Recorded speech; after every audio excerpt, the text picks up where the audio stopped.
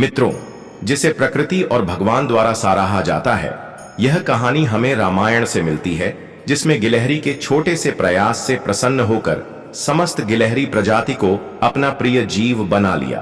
तो मित्रों, कहानी को अंत तक जरूर देखें और अगर इस चैनल पर नए हैं तो हमारे इस चैनल को जरूर सब्सक्राइब करें। और हाँ दोस्तों, अगर इस वीडियो पर 5000 व्यूज चला जाता है तो इस वीडियो पर आप लोगों को प्यारा सा कमेंट करना है। जिसके कमेंट पर सबसे ज्यादा लाइक होंगे उसे हमारी तरफ से 100 रुपए का गिफ्ट दिया जाएगा। विनर 10 मार्च को निकाला जाएगा। तो चलिए शुरू करते हैं। जब श्री राम माता सीता को रावण से मुक्त कराने के लिए लंका जाने लगे तो उनके मार्ग में विशाल समुद्र बाधा बना हुआ था। श्री राम की सेना में शक्तिशाली वानर और रीछ थे जो उनके साथ इस कठिन कार्य में जुट गए। वानर राज सुग्रीव, वीर हनुमान, नल और नील जैसे वीर वानर सेतु निर्माण में जुट गए। वे बड़े बड़े पर्वतों से विशाल पत्थरों को समुद्र में डालने लगे ताकि एक ऐसा पुल बन सके जिससे पूरी वानर सेना लंका तक पहुंच सके।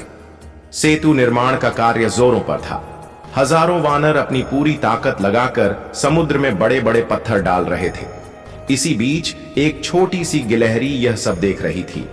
उसने सोचा, भगवान श्री राम के कार्य में मुझे भी योगदान देना चाहिए। गिलहरी ने अपनी शक्ति के अनुसार समुद्र किनारे जाकर अपने शरीर को गीला किया।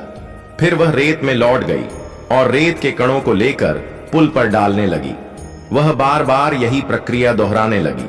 समुद्र में जाकर शरीर भिगोना, रेत में लौटना और फिर पुल पर जाकर रेत झाड़ देना। गिलहरी को यह करते देख कुछ वानरों को हंसी आई। वे बोले, अरे गिलहरी, यह क्या कर रही हो? इतने बड़े बड़े पत्थरों के बीच तुम्हारी छोटी सी रेत किस काम आएगी? परंतु गिलहरी ने शांत भाव से उत्तर दिया, मैं भी अपने सामर्थ्य के अनुसार श्री राम की सेवा कर रही हूं। जब श्री राम ने गिलहरी की यह निष्ठा और सेवा भावना देखी तो वे अत्यंत प्रसन्न हुए।